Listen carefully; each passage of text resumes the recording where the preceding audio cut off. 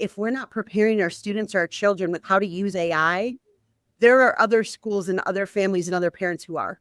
And we're immediately putting them at a detriment. Two things we really focused on: always acknowledge when it's being used and really learn how to create and edit with it so it becomes an extension of yourself. You're listening to the smartsocial.com podcast. This is our District Talk segment where we interview district leaders to learn how they're keeping students safe on social media. And we also ask them questions that we get from parents all over the country in our program. Now let's get back to the interview. Hello, my name is Jenifer Davis. I am Superintendent of Schools in El Dorado Public Schools. We are just outside of Wichita, Kansas. We have about 1,750 students and we have 6 attendance sites. Superintendent, it's so great to have you here. My father's from Kansas. I've got family in Wichita. I love it. I feel like my piece of my heart and my youth is in Kansas. I love every state, but especially Kansas. I'm so glad to have you here today because today, as all of our listeners and viewers know, we're all about keeping kids safe on social media so they can someday, when the parents are ready, shine online and get that dream job, career, and everything else.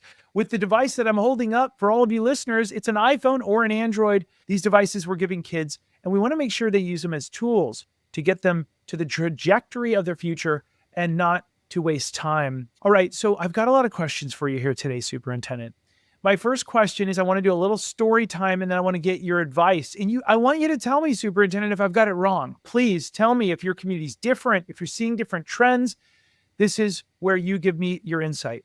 Now, after a couple hundred superintendent conversations, we're so grateful over the last couple of years with so many of your peers meeting with us. We've heard a consistent trend. They're telling us that students are growing up in a digital world filled with powerful tech, artificial intelligence, social media, but they're lacking in some cases the maturity and the guidance to use it safely. And parents, if you're listening right now, or other superintendents, you're not alone. If you've had an incident or here or there, obviously, you know this is something that's happening nationwide. Every school district says we're unique in this case, but the common theme we're seeing is that every kid seems to have one of those devices. So we're also hearing that the result is more student absences, lower focus, rising cyberbullying, declining self-esteem, and also AI misuse in the classroom. And at the same time, we're hearing that adults are trying to help as much as they can, but they're also overwhelmed. Things are busy, and perhaps they're too busy to be informed sometimes, often left out of the loop, struggling themselves.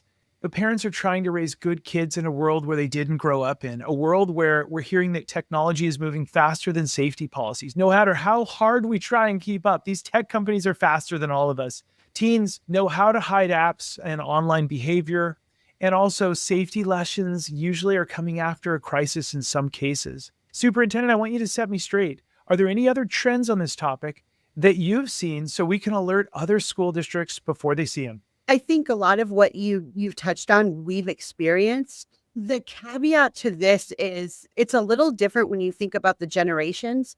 When we're talking about parents, we're kind of in the second generation of tech use from parents. And so I'm going to show my age a little bit, but if you go back a generation, a lot of those parents did not use social media platforms and were not familiar with AI and maybe did not have a lot of the apps that their children have now. Forward a generation, we grew up with things like MySpace, right? If anybody remembers that. And you still had like the old CB walkie on your cell phone. And so we had some familiarity with technology far more than our parents did. And so as we enter the second generation, one of the trends that we're seeing is we're having to work really hard to support and educate the parents in their social media use and in their technology use so they can then model those habits for their children. And I think that's key. And I think that's something that maybe we weren't ready for. I think also AI is a whole nother track. Same thing with that generation, though. A lot of my generation uses AI for work or for certain data analytics and things like that. And so it's not foreign to us, but there's so much that we still don't know. And so trying to support our kids, I think it adds an extra layer of challenge. You brought up some fun things I think the audience remembers. Because you mentioned MySpace, does everybody remember their top 8? You remember how you could add music to your profile and really customize it? And there was the top 8, like who are my favorite friends, right? We're all aging ourselves, but it doesn't matter. It was really cool at the time. Did you ever do that? Change your top 8? Yeah. And what's funny is you talk to kids about MySpace now and they're like, what? And I'm like, okay, it's like the older version of Facebook. And then they kind of get it, right? I mean, even Facebook has aged out for this generation of student. But well, yeah, the top eight was a thing. You spent a lot of time figuring out who that top eight was and what that looked like. Yeah, yeah, and you had to boot somebody out to put somebody in. And then also you mentioned CB walkie-talkies. Like remember those old, I forget what they were called, but people had a phone, a flip phone that you could walkie-talkie to anywhere in the world. Yeah. What was that called? It was like a Motorola, like a CB. I had an old Yeah. school flip and it just had the little dial on the side and it would like beep beep and then you could talk. Yeah, you could talk to anyone. I remember my dad got one for my mom because my dad was in construction. And my mom thought at any time she could just go, "Hey, what time are you going to be home for dinner?" And he was in a meeting. And it was like, those were notifications gone wrong. My dad's like, "Hey, honey, you can't really use that feature unless we have boundaries," which by the way, every parent listening right now, those are boundaries that still to this day, if you're calling your kids at school, those are boundaries your kids might not know how to ask. Like, "Hey, I'm focusing." And the teacher might be asking like, "Hey, I'm focusing." We need to focus the kids on their final period, right? But I think that is fascinating. There is a lot of MySpace that bleeds into today and a lot of your digital identity online. Those top eight were how do we connect with people? I love that you brought those up. I could talk for an hour on that. Okay, amazing. So Superintendent, I've got another story time question for you in a sec. But actually, hold on. Let's talk a little bit more about AI because you said a lot of people are using AI and I love that. I can sense that you're not afraid of it, which is great because I feel like a year ago on this podcast, we had so many people teaching kids to be afraid of it. I like that you're using it for analytics and stuff, but kids are using it very differently. Give me this is a little bit throwing a loop for it, but we report a lot on the news on how parents can keep their kids safe from the new Nudify apps where it takes a kid's face and puts it on a nude body using AI tech, or maybe the AI chatbots that pretend like you're the friend, but then they go, you know what? They kind of turn on you or they give you bad advice on how to be a good friend or a good kid. What trends have you seen there? Because it's very different the way kids are sometimes using AI, the bots inside of the apps and the different apps they're using, versus the way you and I might use it inside of Chat GPT to run analysis, to rewrite emails, to brainstorm. What is that social media post going to look like? How are you seeing kids using AI in your community? So a combination of both. I think the difference is when we go back to the generations, our generation tends not to lean on it for a social connection or for interpersonal connections. I'm not going to AI a text I'm going to send to my friends, right? I'm just going to send it to them. Whereas we see some of the AI bots where they're able to have a back and forth conversation with kids and exactly what you said, provide advice, ask questions. We've seen some of the AI bots already in our district and I don't want to say capturing kids, but a little bit of catfishing, if you will, the new version of catfishing. And so I've seen that side of it. I've also seen kids use AI to do wonderful cover letters and to send me great emails about things they don't agree with. Right. And so I think, again, that's that line is how do we use it and when do we use it? This last year, we developed an AI policy and honestly, we just took it from another school in Kansas and tweaked it to make it our own, which we do with 99% of what we do anyways, right? With our policies and safety. And so we have an AI policy and guidelines for staff. So how can teachers use it for grading, for creating lessons, for creating activities in the classroom? And then how can kids use it to enhance their learning and not supplemental it? I like that. Let's talk about the kids' use of it. Again, we didn't talk about this beforehand, but I'm so grateful for your back and forth. Can you give me one or two bullets of that AI policy that some of our other leadership, district leaders, we got a lot of superintendents that watch this. What's something they can glean that's one of your favorite parts of that, whether it's don't use it this way or do use it this way for the kids side of the contract/policy? One of the things that we made sure was part of that policy was that the students were always letting people know it had been utilized. So they were citing AI, they were referencing it, even if it's something as simple as a footnote that says AI was used in this publication or AI was used to generate this document. We actually started modeling that too, with some of our policies and with some of the things that we were putting out. I think that's important for adults. So number one is to acknowledge when you're using it.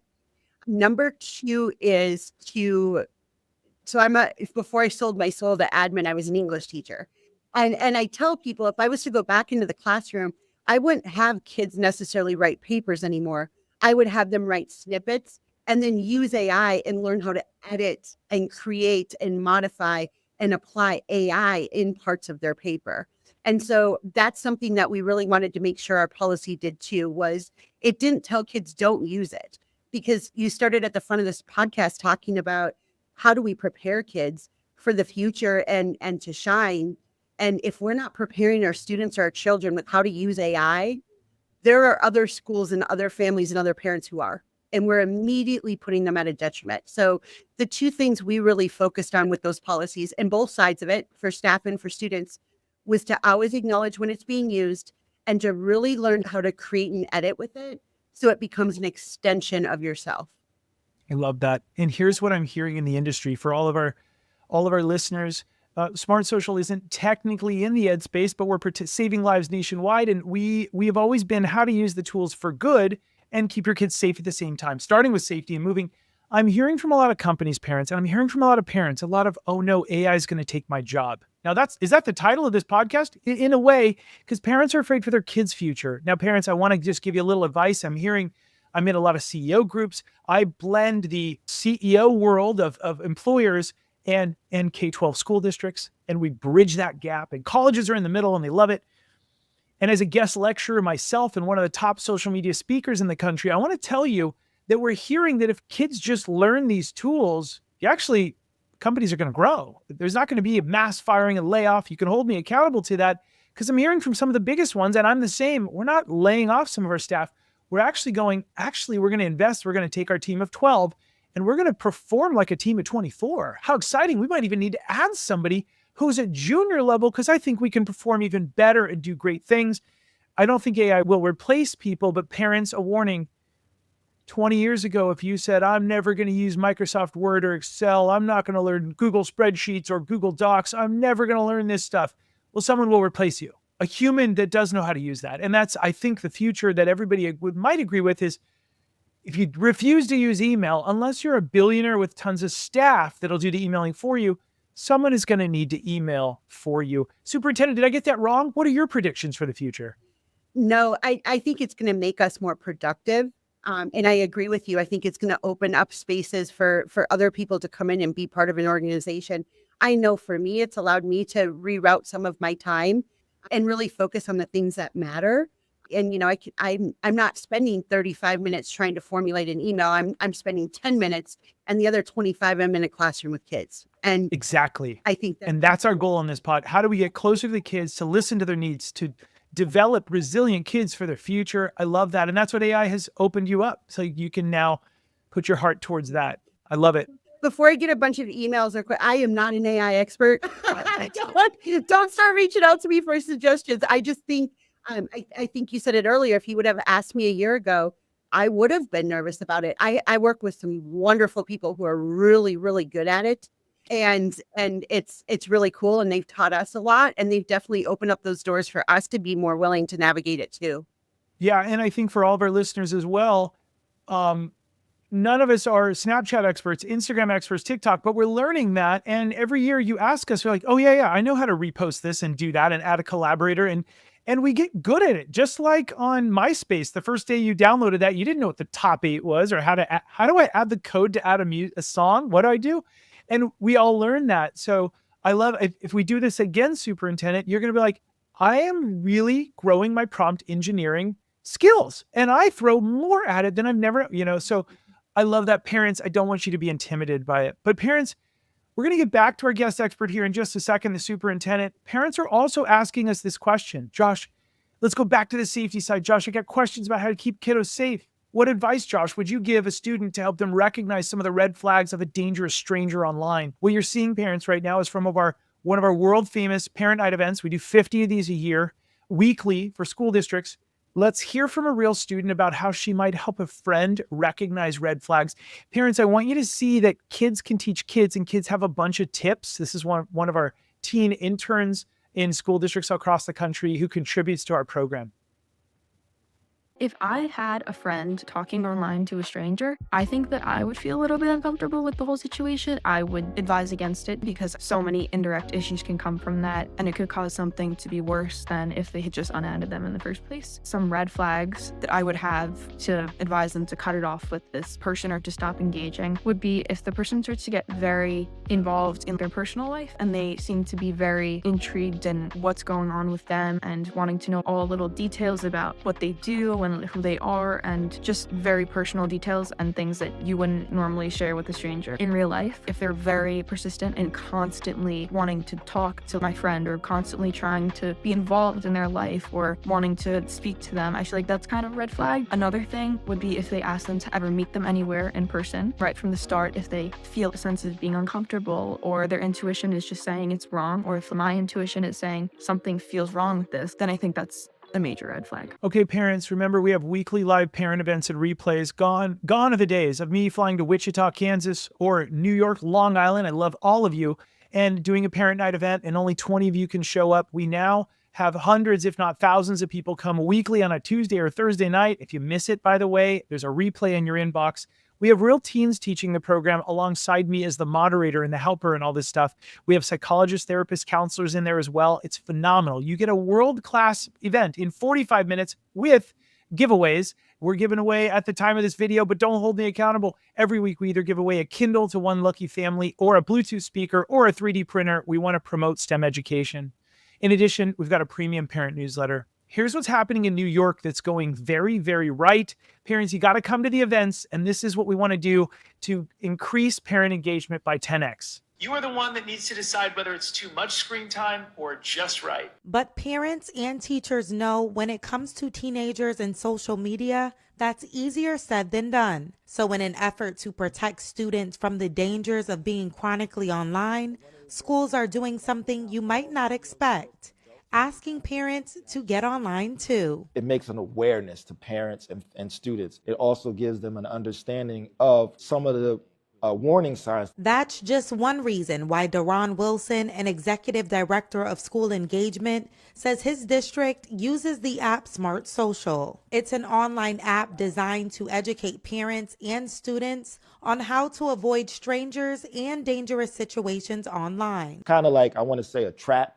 When you get involved in the cyberbullying, you might start friending somebody on an app, or somebody might say, hey, they might send me your picture. Smart Social founder Josh Oakes says while there are a lot of things that can and should scare us online, the increased number of parents he is able to reach underscores the importance of growing social gathering spaces online. Back in the day, I used to be one of the top social media safety speakers nationwide, but I was flying around to certain school districts, and they're the best of intentions, but only 20 or 30 parents would show up. We get 10 times the amount of parents to show up, and they want to learn from the convenience of their home or office how to keep their kids safe on social media. They want to ask live questions. They want to learn how to have dialogue starters with your kids that actually get their kids excited about talking with their parents and strengthening that relationship. Darcy Wertique, Spectrum News. Okay, to all of our great parents that are with partner school districts, your district has provided this for you. Remember, all summer long,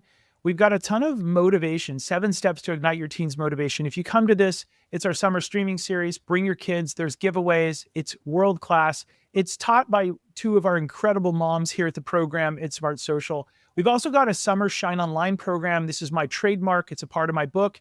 We teach your kid how to build a positive online footprint. This is world class. It's gotten me interviews at Google. I decided to run Smart Social to save lives instead, but it's gotten me some incredible stuff. And it got me into Disney, learning brand marketing. And we want to brand your kid and help them to shine online for their future. And we've also got other events all summer long. And then we've got replays. Our replays are in English, Espanol, Mandarin, and the text is in 12 total languages. No one's left behind. So if you have friends that need that, we love them and we're here to support them. Okay, parents, we hope to see you in the future at our next live event, especially back to school, where we have the biggest anti-bullying campaign, we think, worldwide. We're so excited. All right, Superintendent, I'm back to you. Now, after 200 plus superintendent conversations that we've had, we've uncovered another critical pattern, and I want your feedback on this. We're hearing that many districts are struggling to meaningfully engage parents despite their best efforts. Now, maybe in your community outside of Wichita, you have angels in the community and everything's perfect. But in other cases, emails in other communities, a lot of our superintendents are saying that emails, texts, and flyers can go unread. And parent events frequently have low turnout. While most parents care deeply about their children's education and safety, they're often overwhelmed or unsure how to support the school effectively. This disconnect sometimes creates a gap where the district and the schools realize how important it is to partner with families, especially as we go to summer right now. Now, as a result, we've heard from communities. We were hearing that many parents feel overwhelmed trying to keep up with fast-moving online trends and digital safety risks. And we're hearing that students are finding ways to increase their screen time and bend the rules, especially when the expectations at school differ significantly from those at home. Superintendent, set me straight. Tell me what we got wrong, and also what trends or pain points are you seeing when it comes to parent engagement? Where do you feel families are struggling the most to stay informed or connected? We do have a wonderful community, and we have a lot of parents that are super involved. And so you have both aspects of it. You have the parents who will struggle with communication, and then the parents who maybe over communicate sometimes. What we've done in our district is really tried to streamline the communication. And so we use one platform district wide, so parents don't have to belong to a bunch of different apps or a bunch of different sites. We've also found a trend where if parents can subscribe or be part of a group or part of an activity, it makes it easier for them to engage. They're able to pick and choose what really applies to their kid. I think also sometimes we make assumptions about parent engagement that just aren't correct. And I appreciate you saying that early on, that sometimes it is just overwhelmed, or, we have awards assemblies at 2:30 every day. Well, that doesn't help the parent who works second shift every day during the week, right? And so really thinking about when we're scheduling stuff and why we're scheduling stuff and varying some of those things. I think also it needs to be an experience for families. We talk about parent engagement, but it's really family engagement. And so if we want to engage with a parent and invite them in, we need to understand that may mean younger kids that they're babysitting, or neighbors or cousins or relatives or that are also coming with them. And so what environment or experience are we creating for the entire family unit when we're inviting them in to visit with us? I think those two things, being intentional with the platform and really thinking about the experience you're creating, I think are trends that you're seeing in a lot of different districts. The other piece I want to point out, your first bullet, you talked about being overwhelmed and you talk about fast moving online trends. We were very fortunate, our community, and this was a partnership between our city police, our county sheriffs, and some other nonprofit and support organizations in town, did an entire focus on human trafficking 2 months ago, and did a city hall and did a really big campaign push during April with Child Abuse Month. And I'm not trying to get dark here, but that is a reality of some of the things that we're talking about. And so I would encourage districts to be thinking about how you can partner. So we had these great community forums and town hall meetings, and had a variety of people show up. And from that, we had parents and community members say, wow, we really want to do more of this, right? And not as much of an overview, but exactly what you're talking about. Here's the 3 most common apps that are new this summer.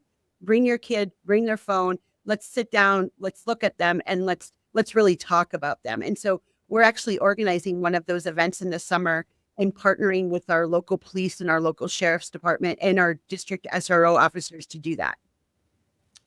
Superintendent, I'm glad you brought that up. I want to share with everybody here, and this is a free part of the site that you don't have to be a partner school district. I got a call many years ago, and they said, we'd like you to keynote a sex trafficking awareness conference. And I said, I'm not an expert. And I'll be honest with you, Superintendent, this is embarrassing. I didn't think it was a big thing then. And they said, no, we want you to keynote. And I said, why? They said, well, you're covering on your website the 170 plus popular teen app list. And parents, this is for you. I am not special, but the work we do is very special. And what the superintendent just said, there is an end game to this. 170 plus popular teen apps. And they said, you're covering the green zone, gray zone, red zone, and dangerous challenges. And the red zone is where the predators are at who are abducting kids. So parents, this is free for you to look through. We also have a resource called the Human Trafficking Safety Guide, the ultimate guide to sextortion, online enticement, teen sex trafficking, and human trafficking. It is deadly. It is scary. It is just so sad. And kids that are lost, that don't have much mentorship, don't have many parents, or they're allowed to go free online and get enticed by money or fame or other things. This is how they tend to fall into this. We have something called Josh Talk, a separate little podcast on Smart Social. This same podcast, you'll see it peppered in there. It's really very dangerous stuff, how predators are using social media to blackmail teens and sextortion. Parents, please, if you're in any of these communities, and it's in every single state, it is not just in Wichita. There's a huge one in California. It's really big in Texas, I'm sure, and it's just devastating. So what the superintendent brought up is so important. Okay, superintendent, back to what you're saying. Are there any other trends you're seeing in addition to that? Here's what I heard from you. I heard create an experience for the whole family unit. I love that. You kept saying experience. And can you tell us more about one of those experiences? So at our elementary schools, we have family nights, and it starts with food. Superintendents set a budget aside. It always starts with food. But we also have little stations. They did a really cool kind of theme one night, and we had live animals out back and kind of a petting zoo. And we always have games for the younger kids, games for the older kids. I mentioned food. Don't be afraid to separate the kids and the parents sometimes. The parents are bringing the kids there because they're part of the family unit, but their experiences should be different at those events too. And so we may have a 15-minute session for parents. And while the parents are in there, their kids are in 15-minute sessions where they're doing something fun in the gym, or they're doing a quick art project or craft project, or they're outside with animals or games. It really, experience is the best word I can think for it. And it's going to make it a lot more fun for your staff too. Yeah. I mean, what an adventure. I'm taking notes like crazy. I'm not checking a cell phone. I'm taking notes, superintendent, other superintendents, directors, and PTA parents right now. You're watching this right now. Food, stations, petting zoo. Have somebody bring their cow. I don't know. I mean, you can't really bring a cow. I have roots in Kansas. You can't walk it down the street, but have somebody bring something fun. There's interesting things. I have a 3D printer. Have somebody bring a 3D printer and teach all the kids who wants to print something. There's a million things. Superintendent, I really think you hit this on the head. Different experiences, separate the kids, bring a teacher or two, have pizza, whatever it is. I love that. Are you seeing bigger turnouts because of that? Yeah, and you can have animals. We had goats, and they were adorable, and they were the busiest station. I have a great photo of me with the goat, and I enjoyed it. I spent a lot of time at the goat station, and then I did stop off at the parent stations. But yeah, that experience piece, and it's a great way to recruit families too, and recruit kids, right? Because my 3-year-old brother gets excited for school, and he feels comfortable at school, and he knows adults at school already. And so there's just so many benefits to it. I love this. And for all the district leaders right now, you are marketers. We have to not only protect kids, build a resilient future for them, teach them, we call it being safe, so they're successful in your walls and in the walls at home, so there's someday shine online and launch. Part of that successful is not only getting them in the walls, but we have to market. We have to talk in terms of other people. Superintendents, I just got an idea. A lot of the emails we're sending that get the most opens, and we reach millions of people a year, are when you put Instagram safety night, not digital citizenship awareness evening, because nobody wants digital citizenship. They don't know. What they'll say is, it says Fortnite safety event plus petting zoo. And they go, oh, my kid plays Fortnite. Nobody wants safety awareness evening. No offense, but they just don't. We got to refine those. Use AI, use ChatGPT, Claude, anything else, and really come up with what I call juicy tips. This is the Disney marketer in me speaking. Let's get inside those parents' heads, make it interesting for them, create that experience. Superintendent, did I get it wrong? What did I miss? No, I think Disney actually, I think, talked about having the magic, right? And creating the magic for, and there's a little bit of that happens. And I think that's really important. And I think the less it feels like work, the better off you're probably doing.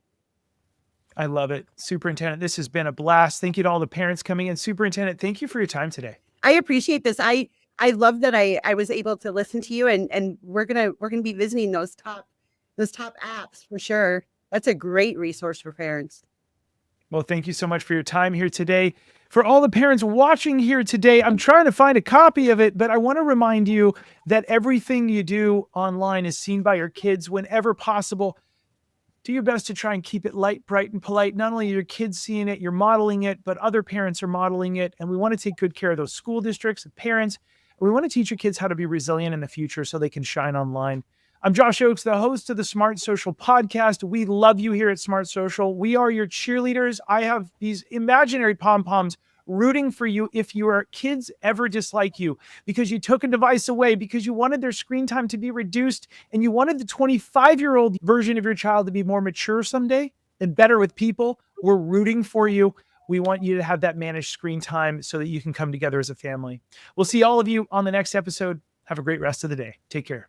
Thanks for listening to the smartsocial.com podcast. Smart Social helps parents understand technology and social media to keep their kids safe and successful. Be sure to join one of our weekly online live events to become the smartest parent on the block so you can keep your kids safe and protect their future. Also, don't miss our 450 plus online resources and replays you can watch on demand in multiple languages. Are you a school district wanting to unlock these resources for your parents? Reach out to us so we can protect your whole community each week. Have a great rest of the day, and we'll see you on the next episode.